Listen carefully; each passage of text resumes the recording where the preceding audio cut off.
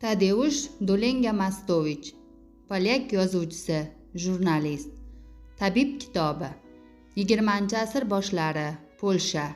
Ajoyib jarroh Rafal Vilchur baxtdan masrur yashardi. Uning hamma narsasi bor, sevikli rafiqasi va qizi, sevimli ishi, atrofga don taratayotgan shon shuhrati. Ammo kutilmagan fojia uning hayotini o'zgartirib yuboradi. Roman qahramoni professor Rafal Vilchur Varshavada juda taniqli bo'lgan vrach edi. Kunlarning birida uni xotini tashlab ketadi. Ayol o'zi bilan qizchasini ham olib ketgandi. Professor bundan tushkunlikka tushadi va ichkilikka beriladi. Shunday kunlarning birida professor shahardagi qovoqxonalardan birida o'tirib ichadi. Tashqariga chiqqanida unga bosqinchilar hujum qiladi.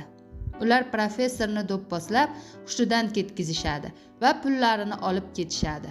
Professor xotirasini yo'qotadi, kimligini bilmagan holda daydib yuradi. U o'z ism-sharifini unutib yuborgani va yonida shaxsini tasdiqlovchi hujjatlari bo'lmagani uchun tez-tez politsiyaga qo'lga tushardi.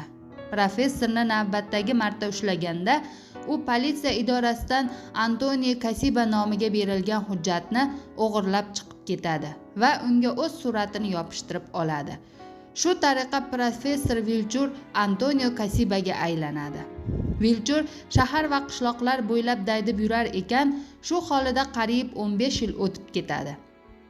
Antoni juldur kiyimida soqollari o'sib ketgan holda navbatdagi shaharchaga borib qoladi.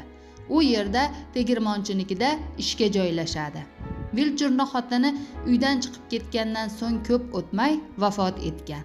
Qizi yolg'iz qolgan edi. Professor tegirmonchinikida yashay boshlaganda qizi Marsiyani bo'yi yetib qolgandi.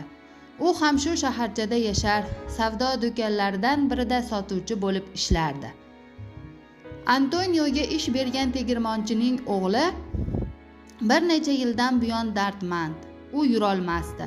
Mahalliy vrach uning dardini tuzalmas deb tashxis qo'ygandi. Professor uni operatsiya qiladi va yigit oyoqqa turib ketadi. Shundan so'ng Antoniyning oldiga tevarak atrofdan bemorlar kela boshlaydi.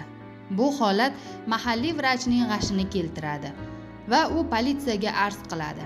Politsiya professorga bemorlarni davolashni taqiqlab qo'yadi.